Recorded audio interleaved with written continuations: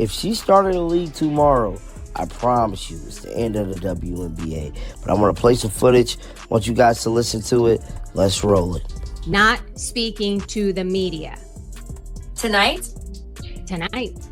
She's not speaking to the media tonight? She has said she is unavailable for media. She will make a statement, but not take questions. I did not know. The decision to avoid speaking publicly wasn't just a poor look, it suggested something much deeper. Following another controversial game involving Caitlin Clark, Kathy Angelbert chose to issue only a written statement before disappearing from public view.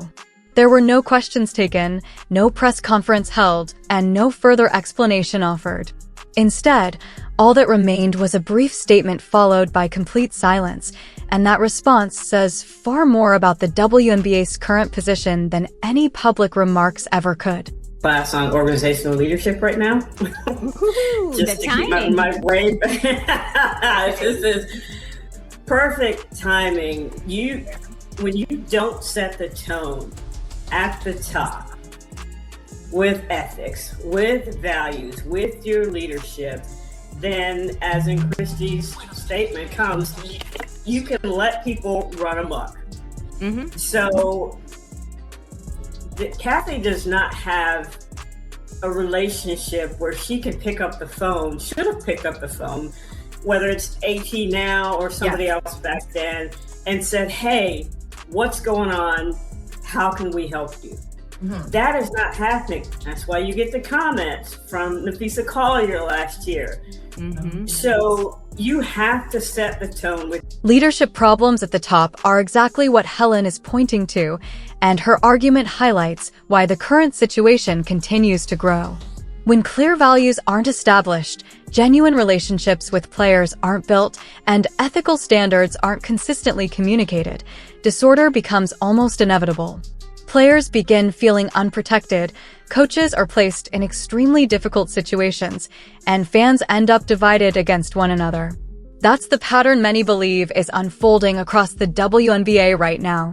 Her point about organizational leadership is especially important because it suggests Kathy Angelbert lacks the kind of connection with players that allows for honest, direct conversations.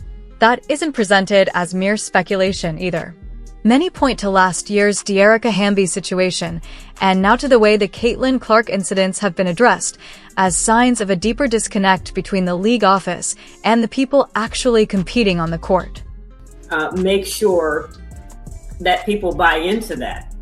But if you don't have a relationship with the people that you work with, it's kind of hard because they don't know if there is anything to buy into. Right. So it starts at the top and it trickles down, and what we're seeing is a lack of leadership, a lack of, from the outside, I will say, looks like a lack of empathy, a lack of caring, and a lack of structure where there are consequences for the people that do these things. Now, you cannot police social media. I'm not saying that. Yeah. No. But you can unfortunately, you can have a stronger stance. You can find ways to communicate that strong stance on a consistent basis. What Kathy has done is she's just put people in an impossible situation. Yeah. Stephanie White is in an impossible situation. Mm-hmm. She's damned if she do and damned if she don't, because obviously she's going to have to, take up for Caitlin Clark. Pay close attention here, because this is where the real breakdown becomes impossible to ignore. Stephanie White, Indiana's head coach, finds herself stuck in an unwinnable position. Whenever Caitlin takes hard hits on the court, she's expected to stand up for her player, yet doing so brings criticism that she's being overly protective. If she stays quieter, fans immediately argue that she isn't defending Caitlin enough. No matter which path she takes, someone is ready to condemn the decision. Helen also makes another important point. This situation has grown beyond the game itself. Basketball has become the stage for much larger conflicts involving race, debates over who receives protection, the divide between longtime supporters and newer fans, along with media narratives and the influence of social media. The action on the court is simply where these tensions are unfolding, while the underlying issues stretch far beyond basketball itself. Her and Caitlin to work out, hey, Caitlin, you need to do better. You need to be a better leader, blah, blah, blah, blah, blah. But she's in an impossible situation because people don't like the fact that she defends her, but then the other people don't like the fact if she didn't defend her. This honestly has nothing to do with basketball. This just happens to be the arena in which this behavior is happening. Wowza. That's a word right there, Helen, for sure. Because I know, Cindy, you just said that, Kathy Engelbert's not going to take questions, but if she has a statement tonight, I hope, wish, and pray that it has something to do with what has happened with Alyssa Thomas in this situation and getting death threats. I hope, wish, and pray that is addressed. And like you said, the ethics piece, Helen, the conversation now shifts to an even more serious issue because this is where the situation has dramatically escalated. Following a physical play involving Caitlin Clark, Alyssa Thomas reportedly began receiving death threats, including threats against her life. That has led analysts to raise an important question. Will the commissioner's statement address those threats, and will there be any acknowledgement that the situation has spiraled far beyond basketball? Helen continues to emphasize the ethical side of the discussion, arguing that it cannot be ignored. For 28 years, the WNBA built its identity around community, players supporting one another, and the belief that the love of the game mattered more than any single star. That philosophy formed the league's foundation, and what many believe they're witnessing now is that foundation being tested by increased attention, greater financial stakes, and leadership that appears unprepared to manage the challenges that have come with this new era. That needs to be what this league has stood on for 30 years, right? The love of the game being the star and the way things are being handled. And you can't police social media. And to your point, that's just, and I wish you could. I mean, you could block people. I mean, and just mute and block, restrict all the things that you can do on social media. I've done, and I can do that too, to this, if people have something to say about what I'm saying on here, period. I don't care. I just love the game so much for what it stands for, right? And this would be such a missed opportunity to address the further growth of the ethics of the WNBA and what the WNBA has stood for, the inclusivity, the everyone standing together, like we saw that in the Wubble, just the unified love that everyone presents for this game. And to have anyone come in from the outside trying to ruin that needs to be stopped. And that's what I hope, wish, and pray happens in that presser with no questions coming in, but you have a statement to make. And I hope that's part of the statement, because there are too many people out here with blood, sweat, and tears and shoulders that this league has been built on for 30 years. And some that didn't even play in the league. Love the league the same way as people who actually got the... What comes next is the part that should leave everyone uneasy, no matter which side they support. Helen points to the comparison involving Sophie Cunningham after her hard foul on J.C. Sheldon, which resulted in a flagrant hit to the head. The reaction at that time was completely different. T-shirts praised Sophie as an enforcer. Her social media following surged into the millions, and many Indiana Fever fans, especially newer ones, celebrated the moment. Yet after Alyssa Thomas committed a hard foul on Caitlin Clark, the response shifted dramatically, with reports of death threats, racial slurs, and demands for her suspension or removal from the league. The same type of physical play ended up receiving two completely different reactions, with the race of the player committing the foul presented as the only changing factor. That's the sociological issue Helen says people are avoiding. It's the difficult reality that few in an official position seem willing to confront, because doing so would mean acknowledging that a noticeable portion of the new fan base fueling record ratings and revenue may not be following women's basketball as a whole.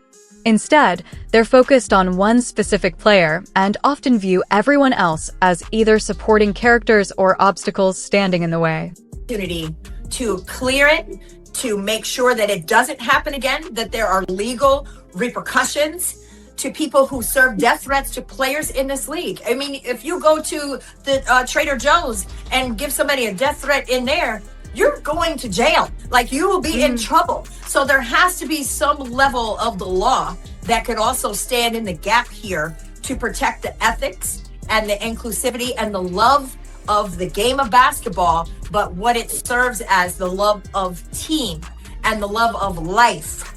And that needs to be protected right now. 100%.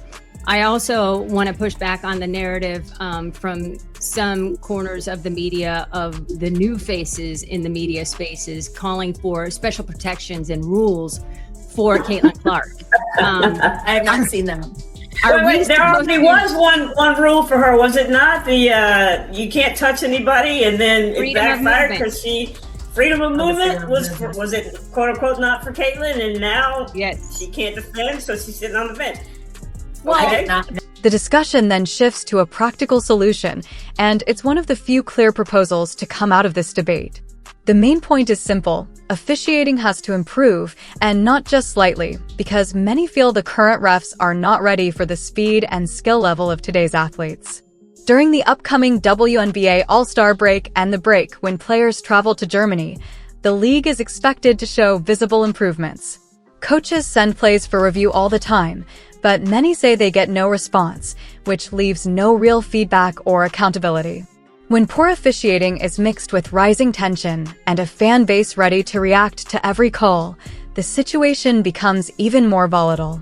The suggested fixes include a clearer chain of command for complaints, direct explanations for missed or disputed calls, and public acknowledgement of blown calls, similar to the NBA's last 2-minute reports. The idea is to show the league is taking this seriously and working to improve. Right now, though, it looks to some like the problem is being left to fix itself. And this criticism isn't coming only from losing teams. Even coaches whose teams are winning are still filing formal complaints, which shows the concern is bigger than any single game or result. Right? She loves that two-hand push-off to create space, right? So she's getting whistled for the offensive foul. So the rule has already been put in place. Short of wrapping up that young woman in bubble wrap and sending her down the floor, I don't understand what more protection could happen in a contact sport. It's not about basketball, right. Though. I know. That is what it is couched in. It's not about basketball. And I don't care if Kathy does put out a statement. It's just a piece of paper. You need to be at that game tonight. And you need to be present. You need to have a strong physical, verbal presence. Yes. Whatever you were doing, you need to get on a flight and get there. Is the game in New York or is it in Vegas? I didn't have a chance to look. If it's in New York, it's down the street and around the corner. I believe it's Vegas, but I'm not sure. What is it, Cindy? Is it in Vegas? Right. Vegas. I think they have the better record right now. Vegas has the better record, and I'm just going with that. Get on a charter flight. Get on a charter flight. Get your buns there. Be visible. Talk to the media. Strongly say this isn't what's supposed to happen, and these are the things that we are doing to protect our players. Because right now it looks like they're not being protected, and it's not just AT. It's a lot of other situations too. It's everybody that's not Caitlin Clark, and Caitlin Clark we all love her. We all think she's a player. She's going to be great. Just like any other player entering the league, there's stuff she's got to work on every year. She's got to get in the lab every summer. That's no different than anybody else. But this is couched in basketball. It has nothing to do with basketball. It just happens to be where they can press that narrative. But what I like to do sometimes to better understand things is the conversation then shifts to the bubble wrap claim and the freedom of movement rule, separating the facts from the narratives that have been spreading. The first point made is that the freedom of motion rule isn't new, nor was it introduced because of Caitlin Clark. It has existed in the WNBA rulebook for years. What has changed is the way it's being enforced, and that shift happened during Caitlin's rookie season. The rule prevents defenders from restricting an offensive player's movement with their hands, forearms, or body, and it applies equally to every player on the floor. The real issue, according to this argument, is inconsistent officiating. Some plays are called while others are ignored, and when the whistle does come, it can appear to benefit Caitlin more often because of the attention surrounding her. Whether that's due to officials intentionally protecting her or simply paying closer attention because she's the league's biggest star is left open to interpretation. The key point, however, is that very few people are asking for Caitlin to be shielded from physical play. What they're calling for is consistency. When she takes contact to the head on a drive or gets body checked away from the ball without a whistle, those situations are viewed as missed fouls, not because of who she is, but because the same standards should apply to every player. The argument also works both ways.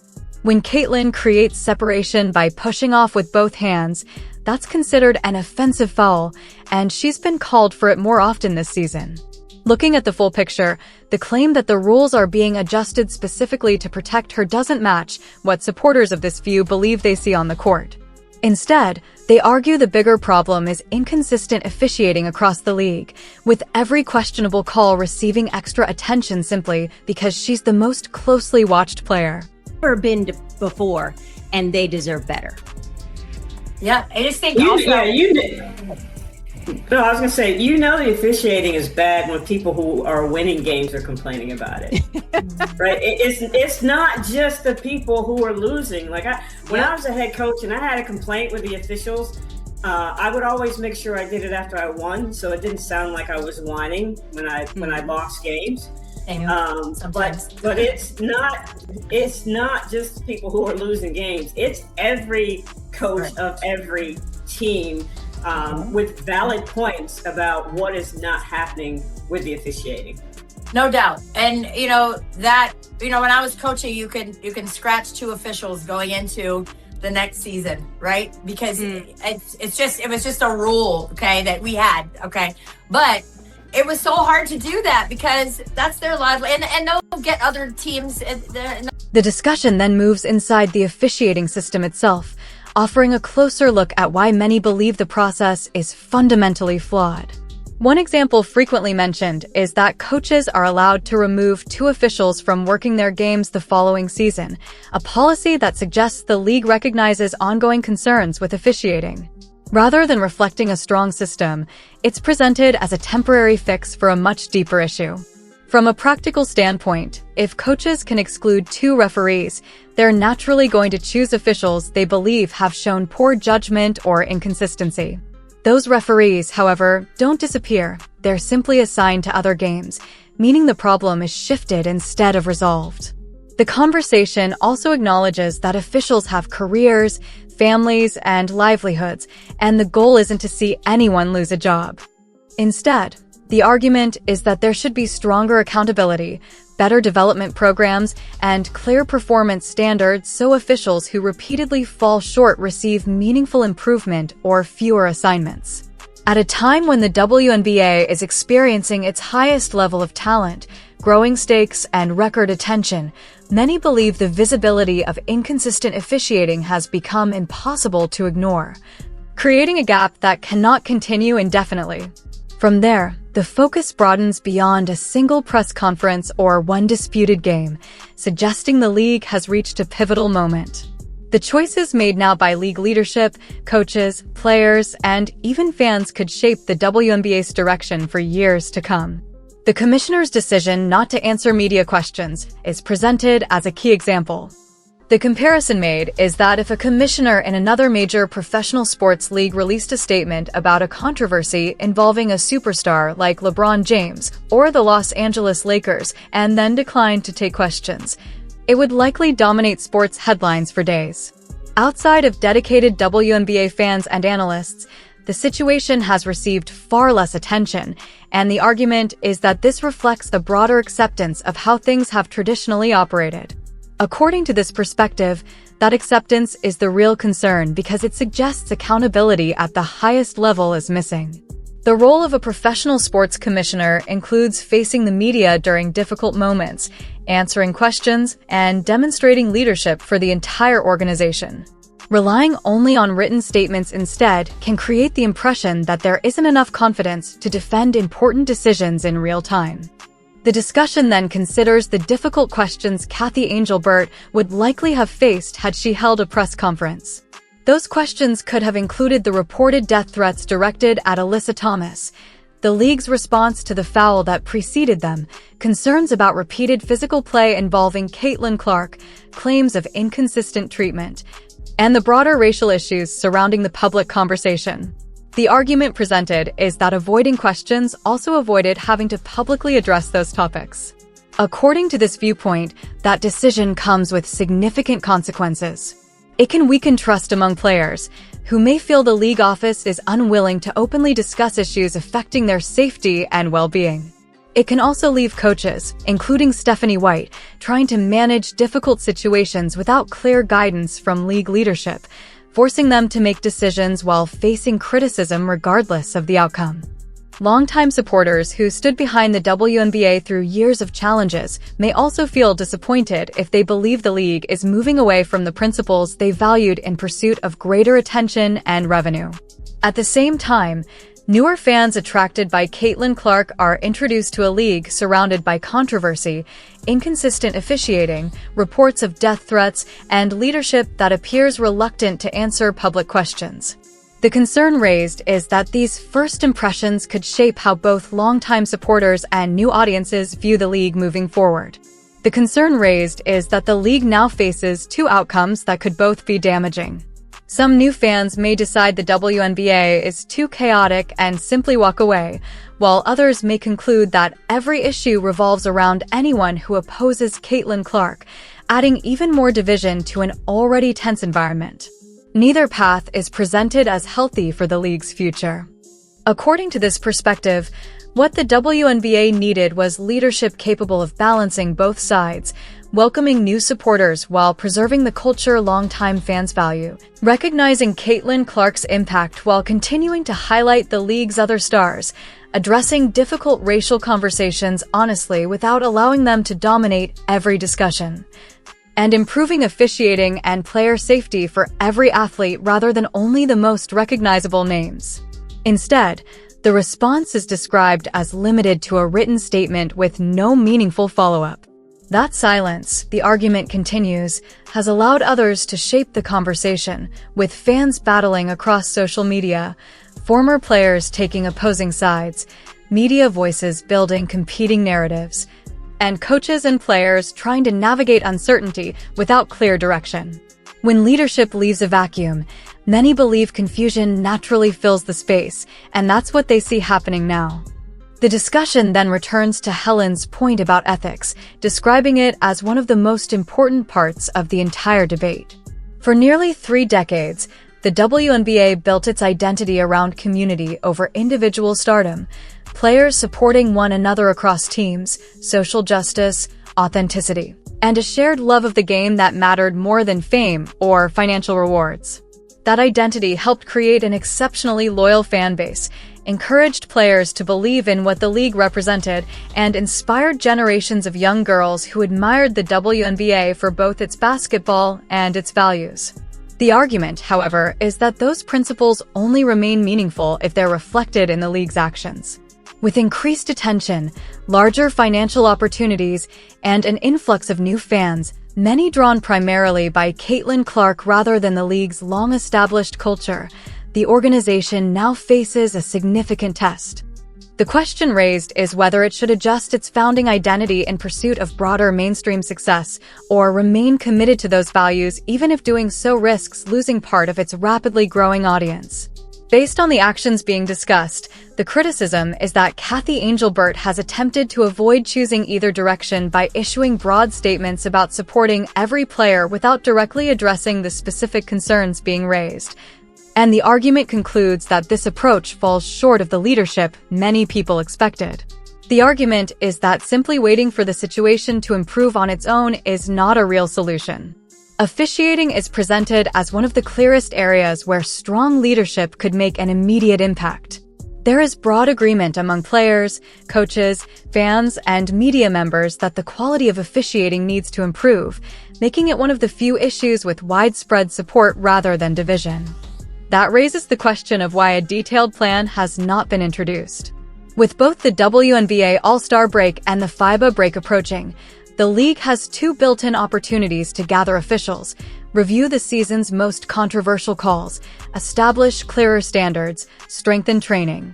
Introduce meaningful accountability and publicly explain those changes so everyone understands the effort being made. The concern expressed, however, is that only minor adjustments, or none at all, will take place because addressing the underlying problems would require acknowledging that the issues are systemic, which could invite criticism over why they weren't resolved sooner.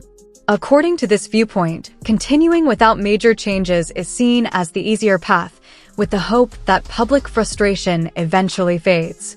The argument is that this is unlikely to happen because the league now carries much higher stakes than in previous years. Every game draws more attention. Individual calls can influence playoff races, awards, and contract discussions, and the room for officiating mistakes has become much smaller, while the quality of officiating has not improved at the same pace. The discussion then turns back to Caitlin Clark, describing her situation as especially complicated. It argues that she receives a high level of physical attention from defenders, something supporters of this view believe is visible throughout many games.